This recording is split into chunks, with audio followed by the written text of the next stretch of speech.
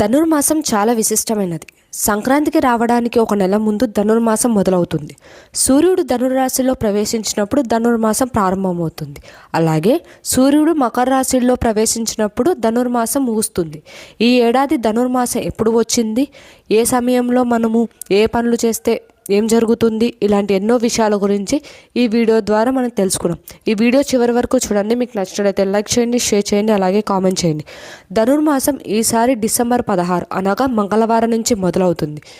2026 జనవరి 14 అంటే భోగి రోజున ధనుర్మాసం పూర్తవుతుంది.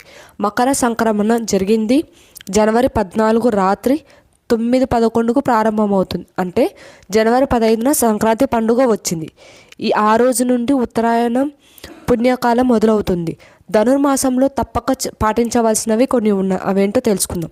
ధనుర్మాసంలో ఉదయం సాయంత్రం 2 సార్లు ఇంటిని శుభ్రం చేసుకొని దీపారాధన చేయాలి. మహాలక్ష్మి కటాక్షం కలగాలంటే తప్పకుండా దీన్ని పాటించాలి. అలాగే ధనుర్మాసంలో విష్ణువును ఆరాధిస్తే సకల శుభాలు కలుగుతాయి. విష్ణు పూజకు ఈ నెల ఎంతో విశిష్టమైనది. తిరుమలలో ధనుర్మాసం నెల రోజులు సుప్రభాతం బదులుగా తిరుపావె గానం చేస్తారు.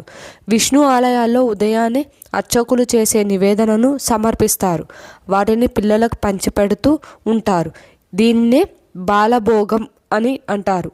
ధనుర్మాసంలో స్నానం, దానం, వ్రతం, హోమాలు ఎంతో ప్రత్యేకమైనవి ఉంటాయి. వీటిని ఆచరించిన వారికి ఎంతో శుభం కలుగుతుంది. అలాగే లక్ష్మీదేవిని ఆరాధిస్తే మంచిది.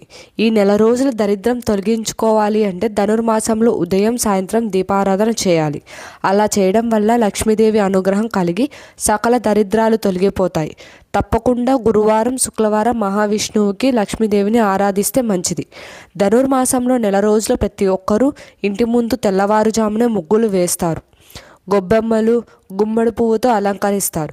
మహాలక్ష్మి రూపంలో ఉన్న గొబ్బెమ్మలని ఆరాధిస్తే శుభం కలుగుతుంది. అలాగే గోదాదేవి కళ్యాణం. గోదా కళ్యాణం అనగానే వైష్ణవ దేవాలయంలో ధనుర్మాసంలో నిర్వహించబడుతుంది. ధనుర్మాసం చివరి రోజున గోదాదేవి రంగనాథ స్వామి వారికి వివాహం జరుగుతుంది. విష్ణు ఆజ్ఞ మేరకు లక్ష్మీదేవి భూలోకంలో గోదాదేవి అవతరించిందని అంటారు. ధనుర్మాస వ్రతం ఆచరించినట్లయితే గోదాదేవి, కృష్ణుడు లేదా రంగనాథ స్వాములను పూజించాలి. ఇలాంటి ఎన్నో విషయాలు తెలుసుకోవాలంటే మా ఛానల్ సబ్స్క్రైబ్ చేయండి, లైక్ చేయండి, షేర్ చేయండి. Thank you for watching this video.